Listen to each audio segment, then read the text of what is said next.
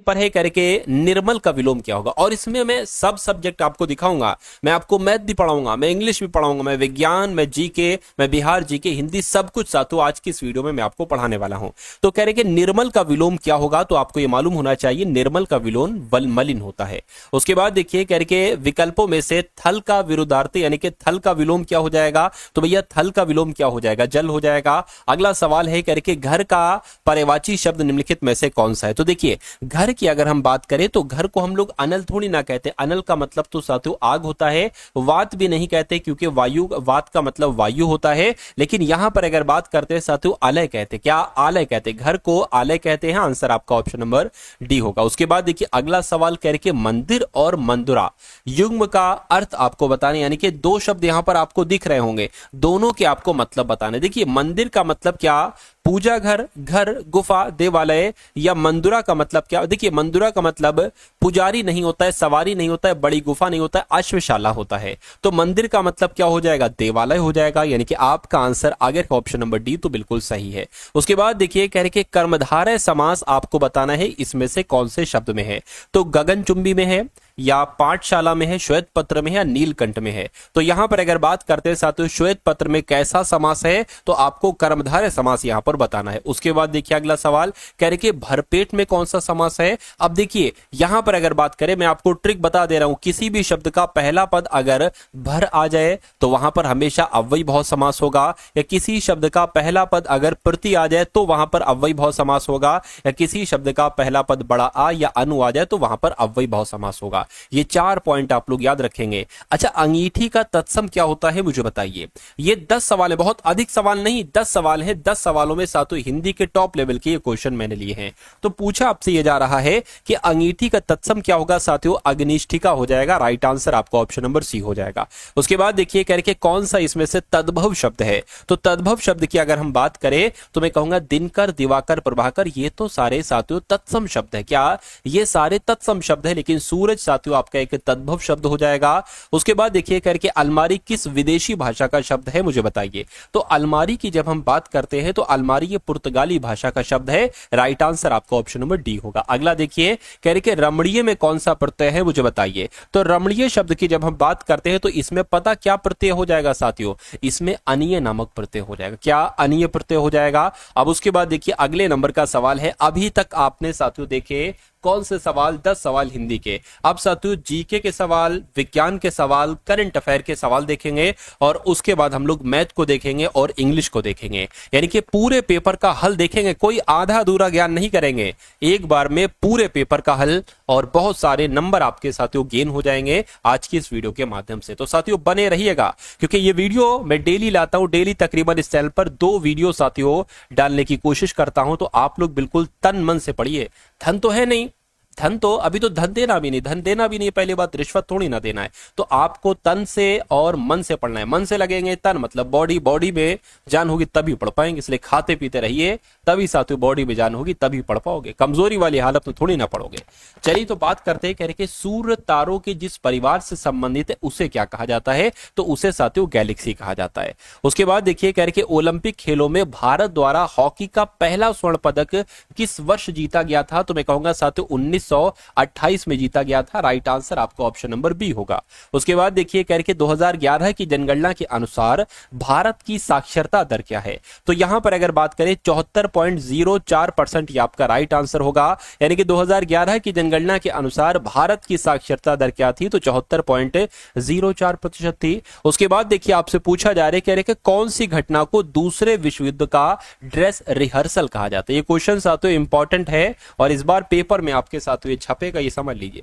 तो यहां पर अगर स्पेन के गृह युद्ध की हम बात करते हैं तो स्पेन के गृह युद्ध को दूसरे विश्व युद्ध का ड्रेस रिहर्सल कहा जाता है। अगला देखिए कह रहे कि कौन से वो राष्ट्रपति थे जो all India railway men's federation से संबंधित थे। तो मैं कहूंगा उन राष्ट्रपति का नाम वीवी गिरी था। ये all India railway men's federation से संबंधित है। कह रहे कि निम्नलिखित में से कौन सा शब्द पुल्लिंग है मुझे बताइए। तो देखिए किसी शब्द में अगर कैसा आ जाए, जिसके क्षेत्र कैसा है, तो ये पुल्लिंग हो जाएगा। रीति कैसी है, है स्त्रीलिंग होगा, क्षमा कैसी स्त्रीलिंग होगा, घटना कैसी स्त्रीलिंग होगा।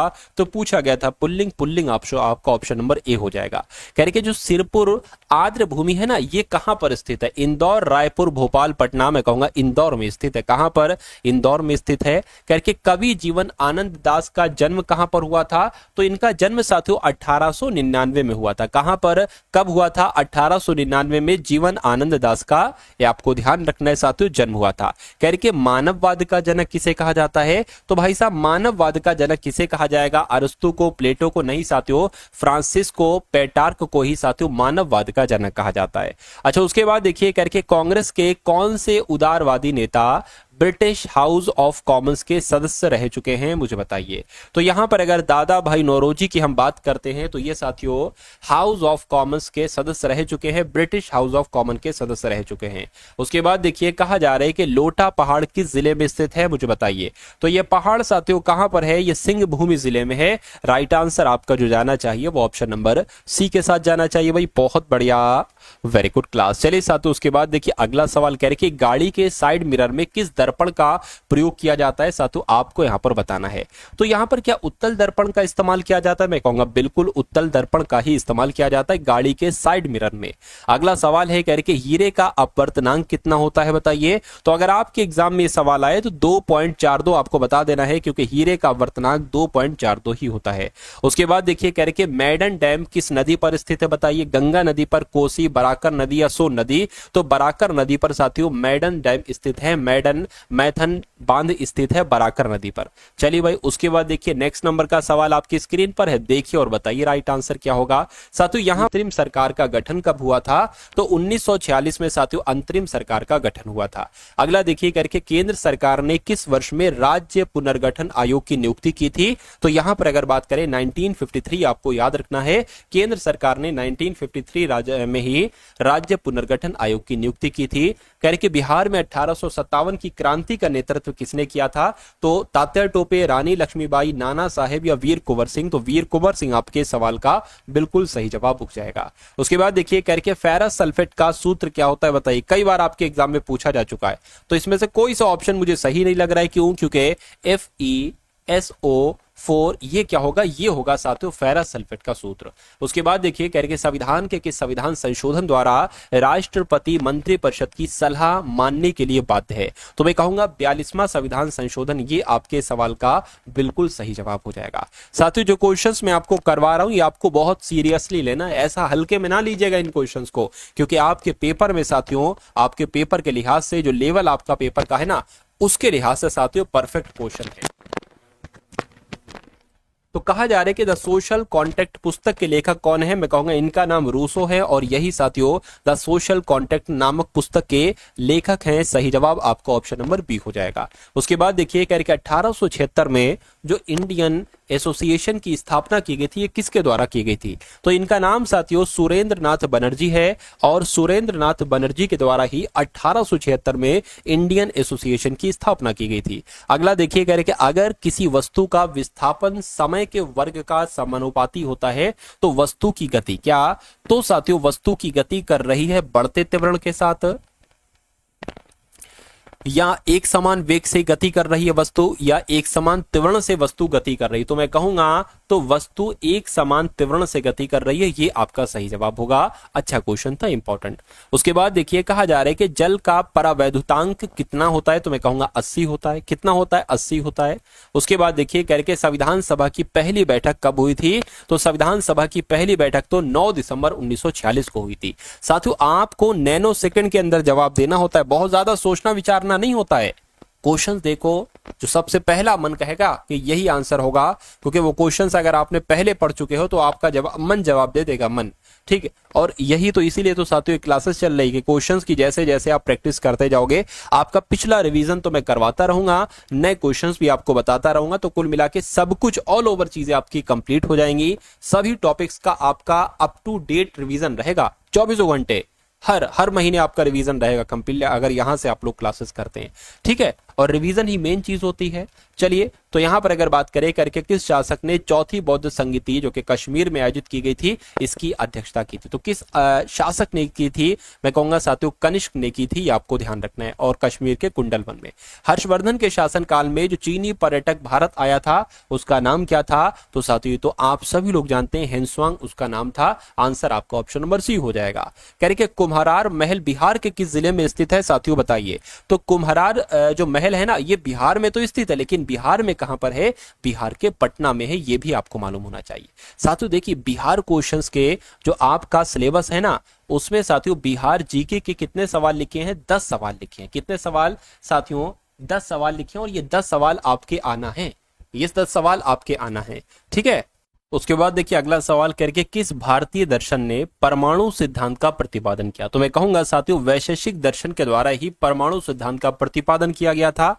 उसके बाद देखिए साथियों अगला सवाल आपकी स्क्रीन पर है और आपसे पूछा यह जा रहा है कि रविन्द्रनाथ टैगोर ने नाइटहुड की उपाधि किस घटना के विरोध में त्याग दी थी? तो किस घटना के विरोध में त्याग दी थी साथियों? जलियांवाला बाग कांड अगर आपका जवाब है तो मैं कहूंगा आपका जवाब बिल्कुल करेक्ट है। अगला देखिए करके अलवार संत जो थे ना ये विष्णु के उपासक थे या शिव के थे या कृष्ण के थे या राम के थे? तो आपका जवाब यहां पर विष्णु होना चाहिए, क्योंकि अलवार संत या विष्णु के ही उपासक थे। अगला सवाल कह रहे कि 1951-52 में भारत में शिशु मृत्यु दर कितनी थी? तो साथियों यहां पर अगर बात करें तो कितनी थी? 146 थी साथियों। कितनी थी?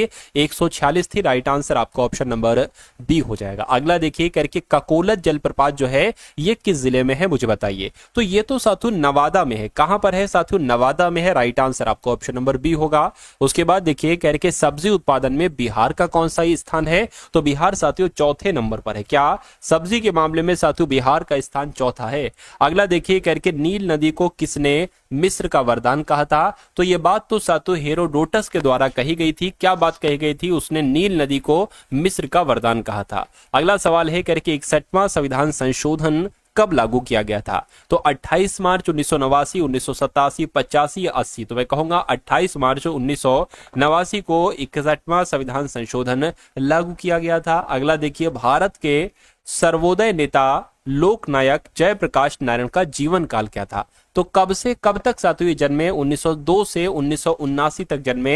राइट आंसर आपका ऑप्शन नंबर सी हो जाएगा। और जिनका भी आंसर ऑप्शन नंबर सी है तो मैं कहूंगा बिल्कुल करेक्ट है। उसके बाद देखिए कहा जा रहा है कि बुझा हुआ चूने का सूत्र साथियों क्या है बताइए?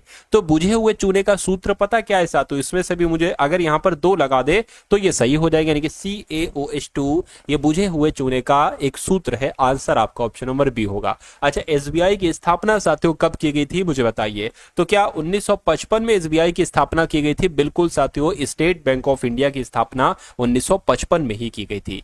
किस शिलालेख में अशोक ने बौद्ध धर्म के त्रिरत्न में अपना विश्वास प्रकट किया था? तो आपका राइट आंसर साथियों भाब्रू शिलालेख के साथ जाएगा। ये आपको ध्यान रखना है, ये भी साथियों इंपॉर्टेंट सवाल है। उसके बाद देखिए करके संपत्ति के अधिकार को किस संविधान संशोधन के तहत हटाया गया था? तो यहां पर साथियों 44वां संविधान संशोधन आपका बिल्कुल करेक्ट आंसर हो जाएगा, यानी कि संपत्ति के अधिकार को 44वें संविधान संशोधन के तहत ही हटाया गया था। आधुनिक बिहार का निर्माता किसे कहा जाता है साथियों मुझे बताइए? ये सच्चिदानंद सिन्हा को ही आधुनिक बिहार का निर्माता कहा जाता है। उसके बाद देखिए कहा आपसे ये जा रहा है कि पौधे में भोजन किस रूप में संचित होता है? तो किस रूप में संचित होता है? ग्लूकोज, फ्रैक्टोज, स्टार्च या प्रोटीन? तो साथियों स्टार्च आपका इस सवाल का बिल्कुल सही जवाब हो जाएगा। उसके बाद देखिए अगला सवाल कह रहे कि अब्दुल रज्जाक किसके शासनकाल में भारत आए थे? तो किसके शासनकाल में भारत आए थे? तो देवराय द्वितीय के शासनकाल में भारत आए थे। कौन? अब्दुल रज्जाक साहब। निम्नलिखित ध्वनियों की निर्दिष्ट विशेषताओं में कौन सा अशुद्ध है मुझे बताइए? तो यहां पर अगर बात करें साथियों कौन सा अशुद्ध है ये आपको कुल मिला के यहां पर साथियों बताना है। देखिए तो चा की अगर बात करें साथियों चा तालब के अंतर्गत आता है, लेकिन चा आपका अल्प प्राण हो जाएगा। क्या साथियों? ये तो अल्प प्राण हो जाएगा।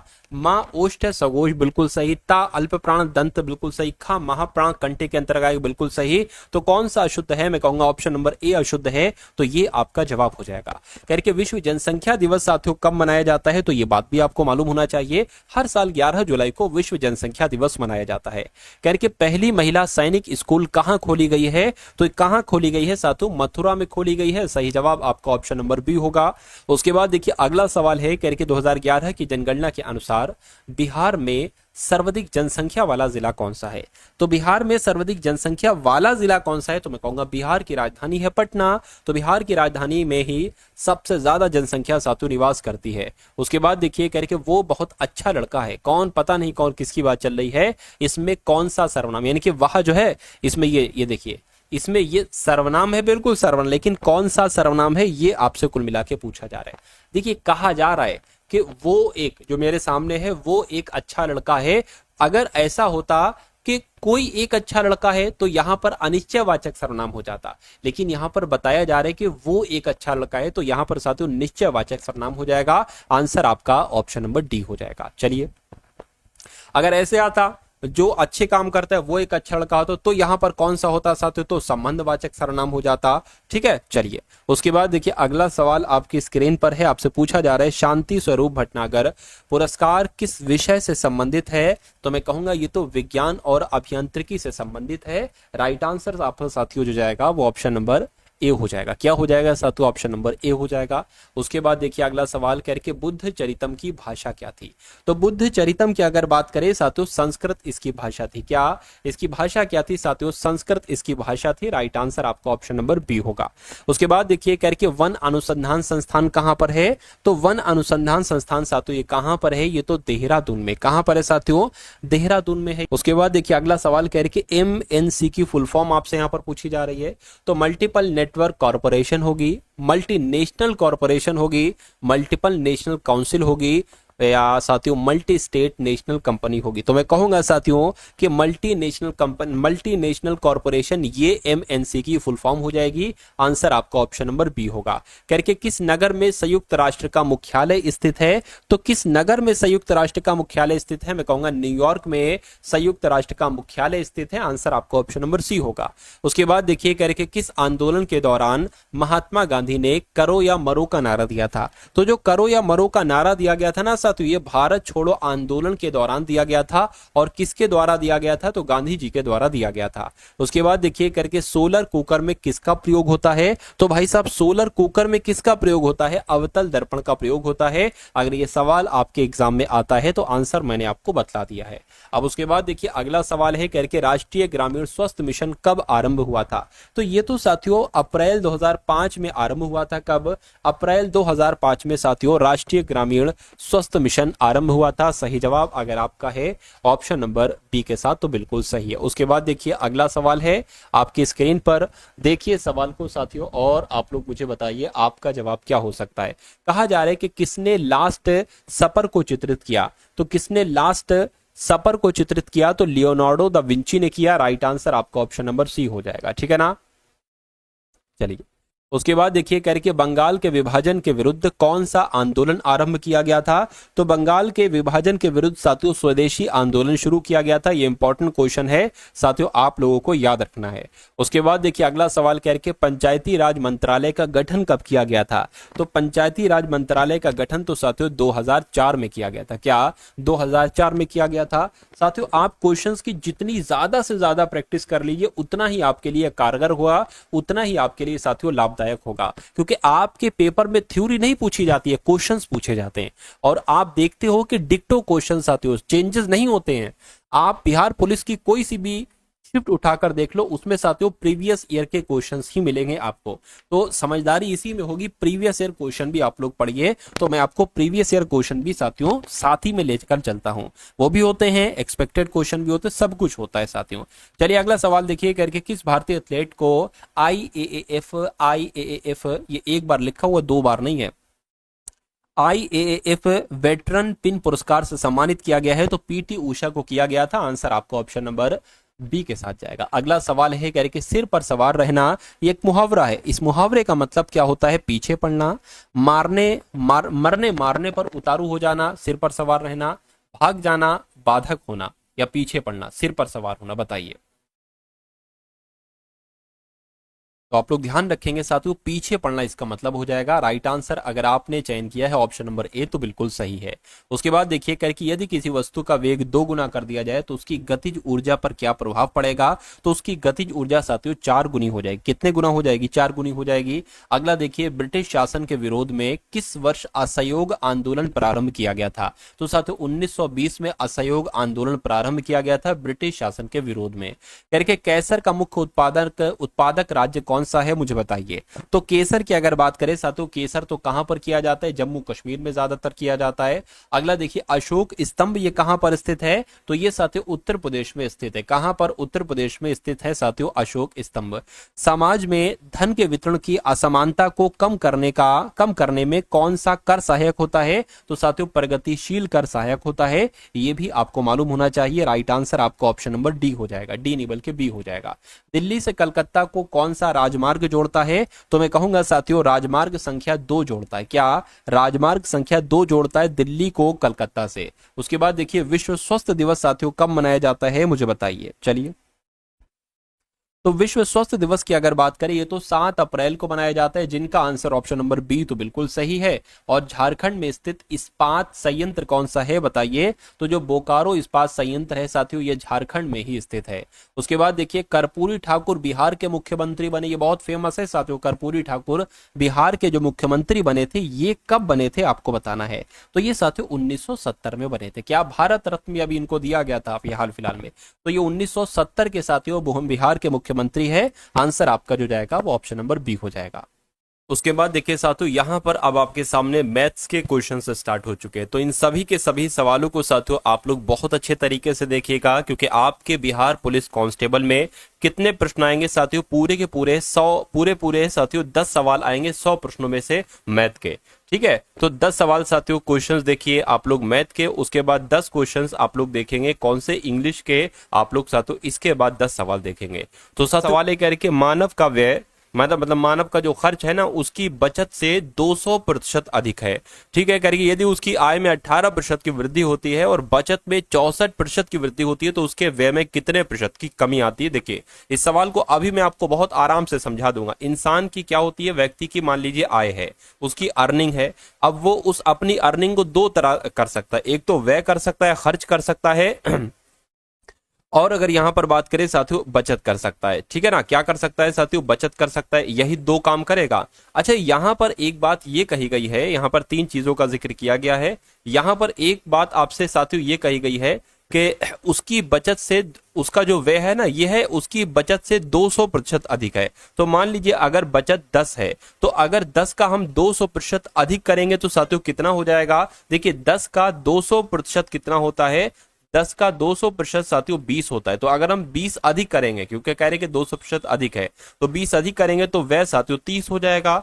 मतलब बचत अगर 10 है तो बचत ये हमने 10 मानी है तो वह 200% अधिक है, यानी कि 10 से 30 हो जाएगा। ठीक है, यानी कि उसकी आय में 18% की वृद्धि होगी। अब देखिए इन दोनों का योगफल ही तो होता है आय। तो अगर बात करें व्यय और बचत को जोड़ देंगे तो कितना मिल जाएगा? 40, यानी कि 40 उसकी आय हो गई। अब कह रहे हैं कि उसकी आय में 18% की वृद्धि कर दी जाती है। तो जब साथियों 40 का जरा 18% देखो कितना होता है साथियों? इस 0 से आपका ये 0 कैंसिल हो जाएगा और यहां पर साथियों इतना आ जाएगा। 18 दूना आपका 36 आ जाएगा। 5 हो गया, 5 एकम 5, 5 सत्ते आपका 35 हो जाएगा। ठीक है, और 5 दूना आपका 10 हो जाएगा। यानी कि 40 में 7.2 मिलाया जाएगा। तो जब उसकी वह 18% अधिक होती है साथियों तो 47.7 उसकी आय हो जाती है।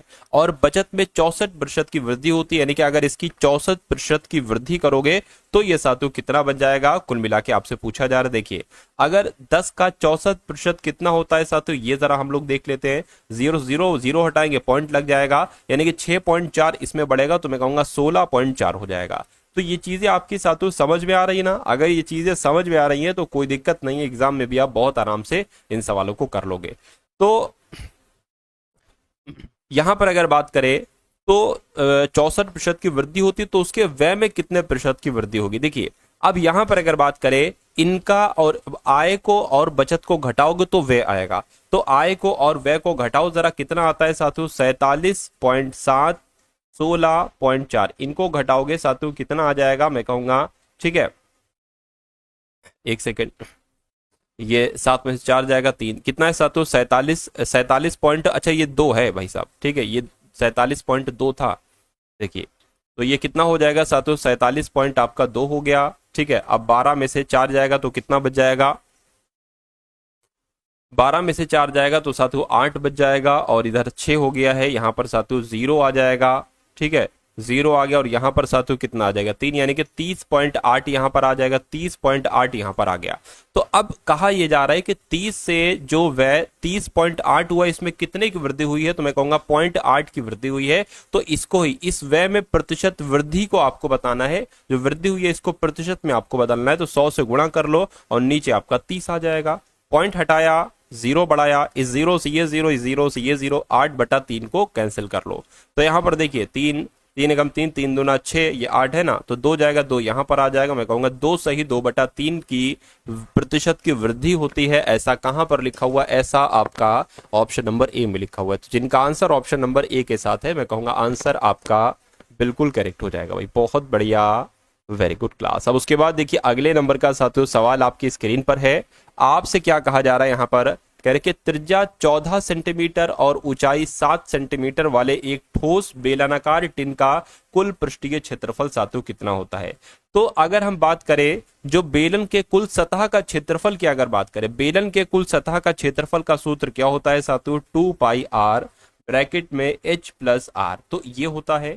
अब यहां पर देखिए आपको पाई भी पता है, आपको r भी पता है 14 है, आपको h भी पता है 7 सेंटीमीटर है, आपको r भी पता है 14 है, तो इसको कैलकुलेट कर लो तो 2 गुणा 22/7 हो जाएगा। r कितना है साथियों 14 है, और h कितना है 7 + 14 हो जाएगा। यहाँ पर कैंसिल करेंगे साथियों, 7 दूना 14। अब देखिए ये कितना हो जाएगा, ये 88 हो गया पूरा, और ये कितना हो जाएगा, ये 21 हो जाएगा। तो 88 की गुणा 21 से साथियों आप लोग करा लीजिए, ठीक है 21 से आप लोग करा लीजिए। 8 दूना 16, 8 दूना 16 17, यानी कि 8 हो गया, 14 हो गया, कुल मिला के 8, 1848 आपका जवाब हो जाएगा। 1848 सेंटीमीटर स्क्वायर कहां पर लिखा हुआ है, ऑप्शन नंबर सी में लिखा हुआ है। तो जिनका भी आंसर ऑप्शन नंबर सी के साथ है, मैं कहूंगा आंसर आपका बिल्कुल करेक्ट है। उसके बाद देखिए साथियों नेक्स्ट नंबर का सवाल है, करके 4 अंकों की वो सबसे बड़ी संख्या मुझे बताइए जो 18 से 21 से 24 से पूरी तरीके से विभाजित हो जाती है।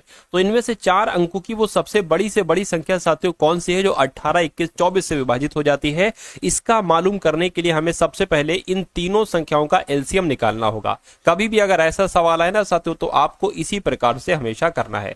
तो इनका साथियों एलसीएम कितना निकलेगा ये मैं आपको बता दे रहा हूं। देखिए ठीक है, अगर साथियों 2 से कट करेंगे तो 9 आ जाएगा, 2 से कट करेंगे तो 21 का 21 रहेगा, यहाँ पर 12 आ जाएगा। 2 से कट करेंगे तो 9, 21 और साथियों 6 आ जाएगा। 2 से कट करेंगे तो 9, 21 और साथियों 3 आ जाएगा। अब 3 से कट कीजिए, 3 3 9, 3 7 21, 3 1 3। अब देखिए एक बार 3 की जरूरत पड़ेगी और एक बार 7 की जरूरत पड़ेगी। अब इसको कैलकुलेट करवाओ, गुणा करवाओ। 2 दूना 4, 4 दूना 8, 8 तिया 24 और 24 की गुणा 21 से करा दो। 24 की गुणा साथियों आप 21 से करा दो, तो यहाँ पर तो एक बार कितना आ जाएगा साथियों 24 आ जाएगा, और 24 दूना 48 आ जाएगा। 4 आ गया, मैं कहूंगा 504 आ जाएगा। यानी कि अगर बात करें क्या साथियों, अगर यहां पर हम लोग बात करें थोड़ा सा अगर आप ध्यान देंगे तो सबसे पहले हमने क्या किया, अब 504 जो होगा 504 साथियों, एक सेकेंड, अब साथियों 504 जो होगा वो इनका क्या एलसीएम आ चुका है। अब कहा जा रहा है कि वो 4 अंकों की संख्या बताइए। तो आप 4 अंकों की सबसे से बड़ी संख्या क्या होती है, 9999। इसको इससे विभाजित करोगे, 9999, ठीक है 504 से। ये स्टेप होता है, यही तरीका होता है करने का। तो 504 एकम 504 यहां पर आ गया, 9 में से 4 गया, 5 बचा, 9 आ गया, 4 बचा। अब देखिए इस 9 को हम लोग उतार लेंगे ना। अब 504 की गुणा किससे करें साथियों, किससे करनी चाहिए कि ये आ जाए। अगर हम 504 की गुणा अगर हम 10 से करेंगे तो ये आ जाएगा, जो कि इससे ज्यादा है ना। इसलिए साथियों हम इसकी गुणा 9 से करेंगे। तो 504 की गुणा एक बार 9 से करिए, 9 चौक 36, 9 पंजे 45, यानी कि यहां पर क्या आ जाएगा 4536 आ जाएगा। तो अब इसमें से कितना बचेगा साथियों, ठीक है इसमें से कितना बचेगा, 3 बचा, और 5 में से 3 जाएगा तो 2 बचेगा, 9 में से 5 4 जाएगा। तो एक काम आप साथियों क्या कर सकते हैं, अब यहां पर 2 काम आप लोग कर सकते हैं। या तो सबसे पहले 9999 में से साथियों घटा दीजिए 423। कितने घटा दीजिए, 423 घटा दीजिए, क्योंकि ये एक्स्ट्रा है ना। तो जब 9,000, ठीक है, 9,999 में से ये एक्स्ट्रा वाला 423 घटाएंगे तो कितना आ जाएगा साथियों, 6 7 5 9 9534 आ जाएगा। तो मैं कहूंगा 4 अंकों की वो बड़ी से बड़ी संख्या 9,576 होगी, जो 18 21 24 से पूरी तरीके से विभाजित हो जाएगी। और 9576 कहां पर लिखा हुआ है, तो ये ऑप्शन नंबर डी में लिखा हुआ है। तो इसलिए आपका जवाब जो जाना चाहिए वो ऑप्शन नंबर डी के साथ जाना चाहिए। ठीक है ना, चलिए समझ गए, ये सारी चीजें आपको समझ गए। चलिए उसके बाद देखिए साथियों, नेक्स्ट नंबर का सवाल आपकी स्क्रीन पर है। क्या आपसे यहां पर पूछा जा रहा है साथियों, एक बार देखकर मुझे आप लोग यहां पर बतला दीजिए। कहा जा रहा है कि एक क्लब में लड़कों और लड़कियों का अनुपात, यानी कि अगर लड़के 8 हैं तो लड़कियां 5 होंगी। यानी कि जब 6 लड़के चले जाते हैं और उसी समय 9 लड़कियां क्लब में शामिल हो जाती हैं तो लड़कों और लड़कियों का अनुपात 14:13 हो जाता है। तो क्लब में शुरू में लड़कियों की संख्या कितनी थी, तो क्लब में शुरू में लड़कियों की संख्या 5x थी, यानी कि 5x की वैल्यू आपको निकालना है कुल मिला के। तो साथियों अब इस सवाल को हम लोग करते हैं। तो 8:5 है साथियों, यानी कि 8x और साथियों 5x है। ये लड़के हैं, ये लड़कियां हैं, यानी कि 6 लड़के चले जाते हैं तो ये लड़के 6 लड़के चले गए, अरे भाई चले गए तो घटाना ही तो है हमें। और 9 लड़कियां क्लब में शामिल हो गई तो 9 इसमें साथियों क्या होगा, इसमें प्लस होगा। जब ऐसा होता है 6 चले जाते हैं 9 लड़कियां आ जाती तो इनका अनुपात 14:13 हो जाता है। 14:13 हो गया।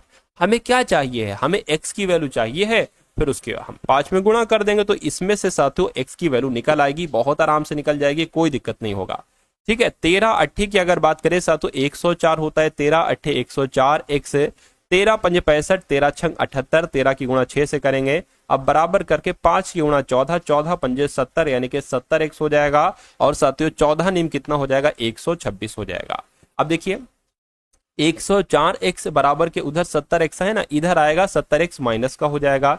126 बराबर के उधर माइनस का 178 है, माइनस का 78 है, इधर आएगा साथियों प्लस का हो जाएगा। अब उसके बाद देखिए 104 में से 70 जाएगा तो कितना बचेगा, तो 4 यहां पर साथियों 4x आ जाएगा और 10 में से 7 जाएगा 3, यानी कि 34x बचेगा। और ये दोनों जब प्लस हो जाएंगे तो कितना हो जाएगा साथियों, देखिए एक बार जरा, ठीक है, ये 204 हो जाएगा। कितना हो जाएगा, 204 हो जाएगा। ये बात साथियों क्लियर है। तो कुल मिला के x बराबर क्या आ गया है, 204/34 यहां पर आ चुका है। कितना आ चुका है साथियों, 34। यहां पर देखिए 17 दूना 34, 17 एकम 17, 17 दूना 34, 2 से कट करेंगे 6 आ जाएगा, यानी कि x बराबर 6 आ चुका है। तो आपसे कहा यह जा रहा है कि क्लब में शुरू में लड़कियां कितनी थी, शुरू में लड़कियां तो अगर 8 लड़के थे तो 5 लड़कियां थी, यानी कि 5 लड़कियां थी। तो साथियों x की वैल्यू हमारी आ गई है 6, तो कुल मिला के साथियों 5 6 30, यानी कि शुरू में क्लब में 30 लड़कियां थी। आंसर आपको ऑप्शन नंबर बी होगा।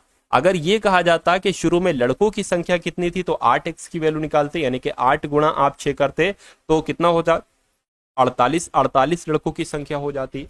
तो ऐसे साथियों आपको यहां पर करना होगा। अब जब लड़के 6 चले गए तो इसमें तो 6 घटा दीजिएगा। ठीक है, तो कुल मिला के आपका सही जवाब जो जाएगा वो ऑप्शन नंबर बी के साथ जाएगा। उसके बाद देखिए नेक्स्ट नंबर का सवाल आपकी स्क्रीन पर है साथियों, देखिए और मुझे आप लोग यहां पर बताइए राइट आंसर आपका क्या होगा। चलिए देखिए साथियों, अभी अगर हम लोग बात करें, हम लोग इंग्लिश के क्वेश्चंस भी देखें, क्योंकि इंग्लिश के भी आपके साथियों पूरे के पूरे कितने सवाल आएंगे, पूरे के पूरे साथियों वही लगभग 10 सवाल आएंगे। तो उन 10 सवालों को अगर आपकी पकड़ मजबूत करना है तो वो क्वेश्चंस भी आप लोग देखिए। तो यहां पर अगर बात करें साथियों, करके एक दुकानदार एक वस्तु को 545 रुपए में बेचने में 580 में बेचने पर, मतलब अगर वो 545 रुपए में बेचता है, 545 रुपए में ना बेचकर 580 रुपए में बेचे तो उसको 7% अधिक प्रॉफिट होता है, 7% अधिक प्राप्त उसको होते हैं कुल मिला के। तो आपसे उसका क्रय मूल्य पूछा जा रहा है। कहने का मतलब यह है कि इनका डिफरेंस जो है ना वो 7% है। तो इनका डिफरेंस कितना है, पहले तो हम लोग ये जान लेंगे। ये जान लीजिए 5 आ जाएगा, 7 में से 4 जाएगा, 3 बचेगा, यानी कि जो 7% की वैल्यू है, 7% की वैल्यू है वो साथियों कितनी है, 35 है। तो 1% की वैल्यू कितनी हो जाएगी साथियों, 35/7 हो जाएगी। और अगर 100% की वैल्यू हम निकालें तो 100 से इसकी गुणा 100% की वैल्यू ये हो गई। और वस्तु का क्रय मूल्य आपसे पूछा जा रहा है, क्रय मूल्य होता ही 100% है, तो इसको कैलकुलेट कर दो, आंसर आपका आपके सामने आ जाएगा, यानी कि 500 जो होगा वो वस्तु का क्रय मूल्य हो जाएगा। सही जवाब जिनका भी ऑप्शन नंबर बी के साथ है, तो मैं कहूंगा आंसर आपका बिल्कुल करेक्ट भाई, बहुत बढ़िया।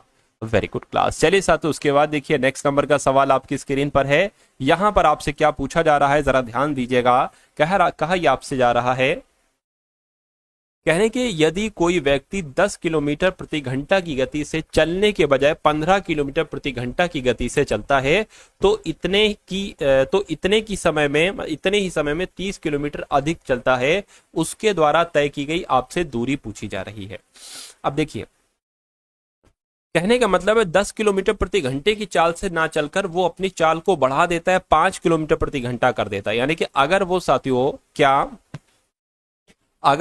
5 किलोमीटर प्रति घंटा, ठीक है, 5 किलोमीटर प्रति घंटा, यानी कि अगर मतलब वैसे तो 1 घंटे में 10 किलोमीटर की स्पीड से चल रहा है, लेकिन अगर 1 घंटे में वो 5 किलोमीटर स्पीड से चले तो इनका डिफरेंस कितना आ जाएगा, दोनों का 5t आ जाएगा। 5t जो कहा गया है वो अगर ऐसा करता है तो 30 किलोमीटर अधिक चल लेता है, तो 30 किलोमीटर अधिक चल गया। तो साथियों टी की अगर बात करें, 1t कितना आ गया साथियों, 1t की अगर बात करें 5 × 5 5 × 30, यानी कि एक तरीके से साथियों 5 आवर्स यहाँ पर, सॉरी 6 आवर्स यहाँ पर आ गया। तो वास्तविक दूरी आपसे यहाँ पर पूछी जा रही है। तो वास्तविक चाल क्या थी, वास्तविक चाल 10 किलोमीटर प्रति घंटा थी। समय कितना लग रहा है, 6 घंटे का समय लग रहा है। तो मैं कहूंगा साथियों दूरी 60 किलोमीटर ही तो होगी, 60 किलोमीटर होगी साथियों। तो 60 किलोमीटर आपके सवाल का बिल्कुल सही जवाब है। चलिए अब उसके बाद साथियों यहां पर आप लोग इंग्लिश के क्वेश्चंस देखेंगे, तो कुछ इंपॉर्टेंट क्वेश्चन साथियों आप लोग देख लीजिए इंग्लिश के। चलिए तो पहला सवाल है करके select the most appropriate antonyms of the given word, यानी कि वायलेंट का साथियों एंटोनिम्स आपसे पूछा जा रहा है। तो वायलेंट की अगर बात करें इसका मतलब क्या होता है, इसका मतलब होता है साथियों हिंसक। इसका मतलब क्या होता है, इसका मतलब होता है सातु हिंसक। अब इसका एंटोनिम्स यहां पर क्या हो सकता है मुझे बताइए। डिलीशियस हो सकता है भाई, डिलीशियस क्यों होगा, डिलीशियस का मतलब तो स्वादिष्ट होता है, तो हिंसक का विलोम डिलीशियस कैसे होगा, तो यह आंसर नहीं हो सकता।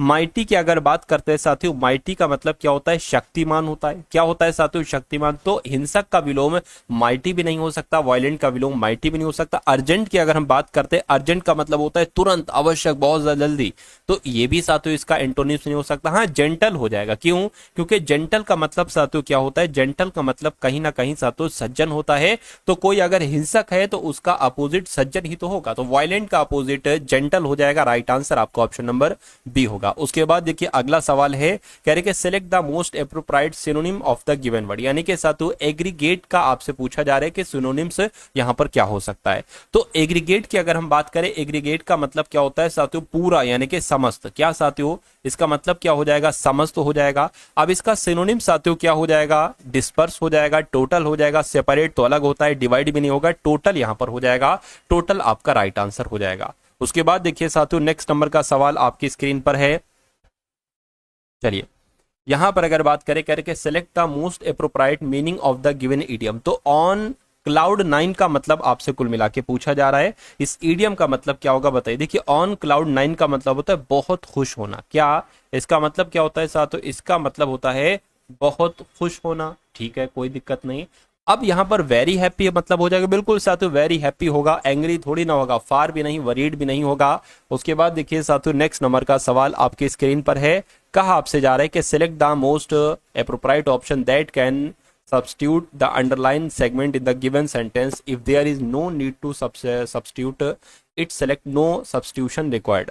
Delhi is the most affected city by the virus nowadays. बताइए, मतलब कुल मिला के आपको बताना है यहां से यहां तक है साथियों, ये अंडरलाइन है, यहां से इसकी जगह पर साथियों क्या आएगा, कुल मिला के आपको यहां पर ये बतलाना है। चलिए भाई, तो Delhi is a most affected city by the virus, Delhi was a most affected, Delhi is the most affected. ठीक है, नो सब्स्टिट्यूशन, या दिल्ली हैज। देखिए यहां पर मोस्ट यहां पर आ जाएगा। ठीक है, क्या आ जाएगा, द आ जाएगा, मतलब मोस्ट के आगे क्या आ जाएगा, द आ जाएगा, तो इसलिए आपका right answer option number A हो जाएगा। उसके बाद देखिए साथियों नेक्स्ट नंबर का सवाल है आपकी स्क्रीन पर, इस सवाल को देखिए और बताइए right answer. The following sentence has been split into 4 segments. Identify the segment that contains a grammatical error. तो इसमें आपको पता करना है कि grammatical error कहां पर है साथियों, बताइए। तो यहां पर there is hardly some petrol left in the car.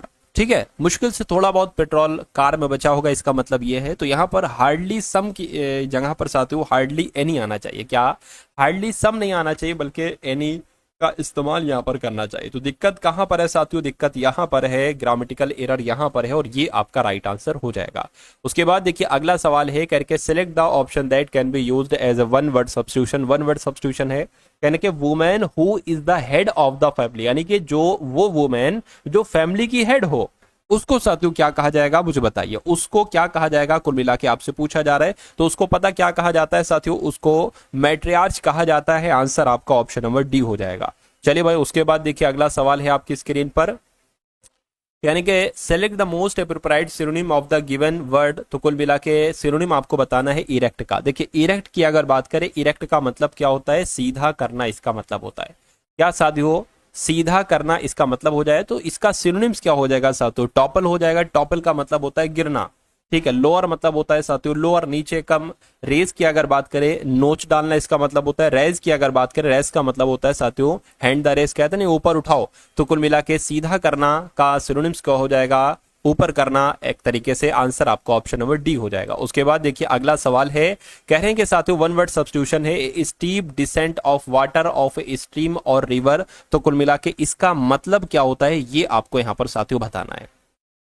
तो इसका मतलब एक तरीके से ये झरने की बात चल रही है। किसकी बात चल रही है, झरने की बात चल रही है। और झरने को क्या कहा जाता है, वाटरफॉल कहा जाता है झरने को। इसलिए सही जवाब आपका ऑप्शन नंबर डी हो जाएगा।